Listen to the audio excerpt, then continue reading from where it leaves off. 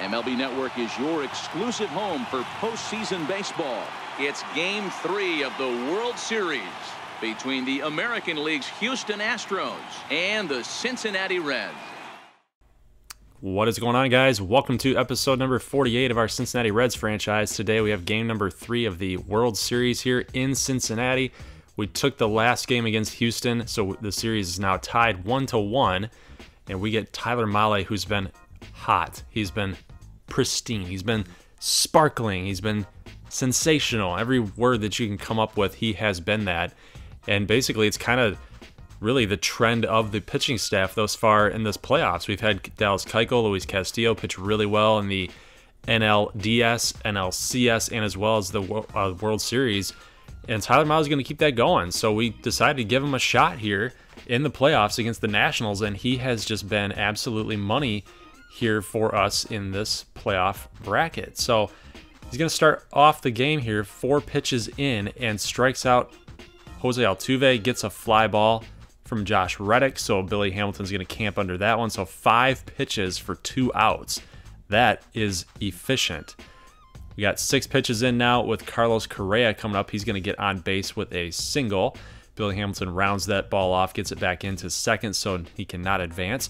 And then we get George Springer, who's going to strike out on a pretty questionable call. I'll give him that. He's pretty frustrated, pretty hot and heated, but Mahle looks back at him like, well, hey, I'll take it.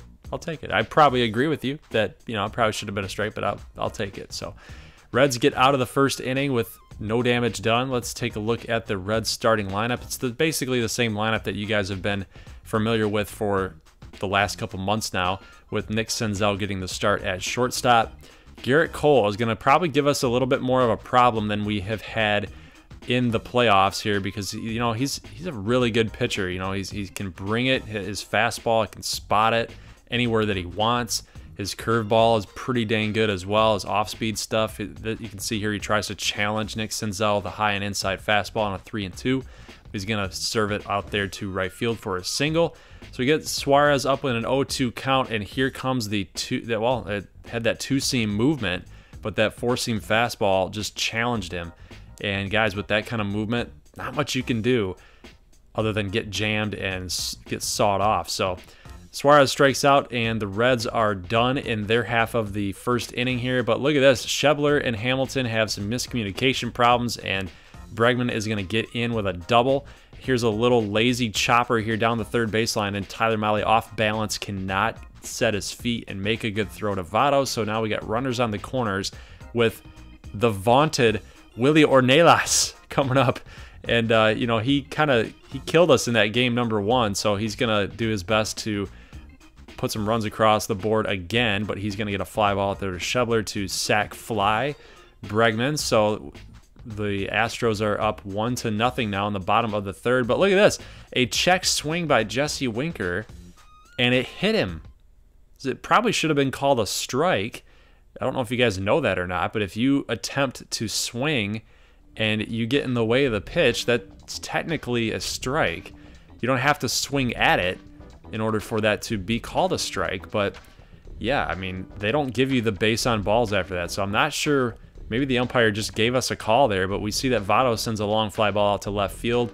Kyle Tucker makes a strong throw in, but Winker is going to get on base to third, and with 1 out, all we needed was a fly ball, but Suarez comes through with a single right past first baseman J.D. Davis, and the Reds tie the game up. So we have runners on the corners now with Scott Schebler up, and he's going to send a fly ball late out there to Kyle Tucker, and we are tagging up, and we're going to attempt to score that run. We get that run. It's going to be 2-1 now. So the Reds get 2 runs in this inning, so we now have the lead here. Let's jump over to the top of the 5th here. Tyler Mahle still pitching really well, and we're going to get Willie Ornelas again, this time on strikes. Now we get Gerrit Cole down 0-2, and a little slider. Going to strike him out. So, easy stuff, but hey, it's 3 outs nonetheless, and it's the end of the 5th inning. So let's go to the 6th. The Reds cannot do anything on offense. Going to strike Jose Altuve out on a high pitch there, little off speeder. 59 pitches in the 6th inning, and Reddick going to get a fly ball out to Billy Hamilton again.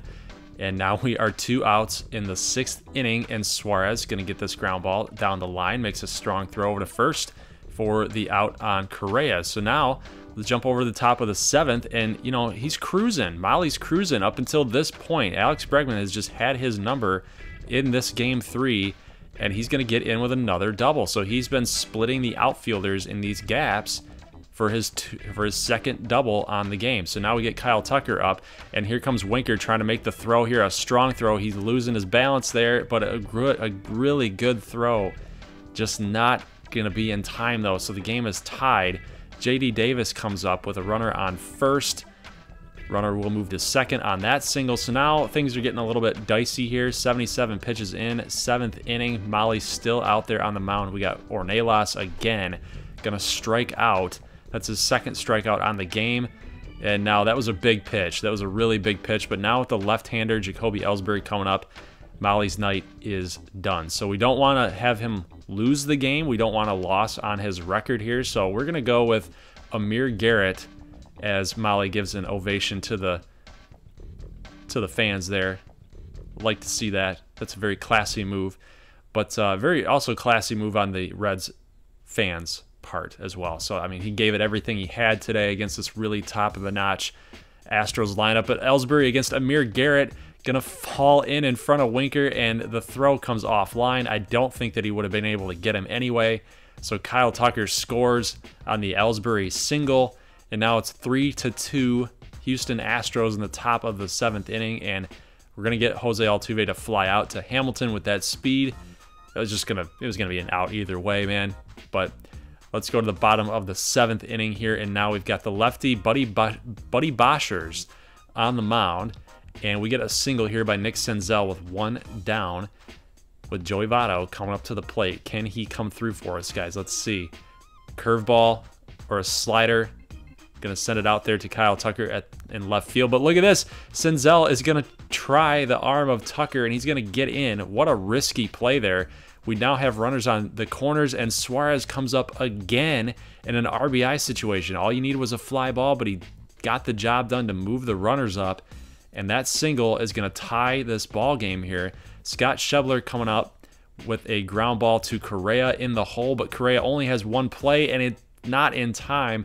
So Schebler, safe at first, is going to load the bases for the NLCS MVP Tucker Barnhart, and he's going to get a single that falls right in front of Reddick, and 2 runs are going to score. Schebler heads to third. Guys, Tucker Barnhart has been amazing this postseason. Absolutely amazing. In the top of the 8th inning, we are now up 5-3. Reddick strikes out against the left-hander Amir Garrett. So that means with the right-handers coming up now, we're going to go with Michael Lorenzen against Carlos Correa, who is going to get a single.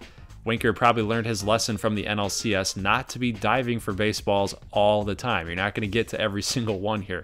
But here is George Springer. We got a double play opportunity. Votto to Senzel. Senzel back to Votto, but not going to be in time. That was a really good turn, just not able to get it done. So we got top of the 8th still with 2 down. Bregman, who has been hot all game long, going to send a line drive out there to Billy Hamilton. Hamilton gets under it for the out. So we are going to the bottom of the 8th inning here, up 2 runs.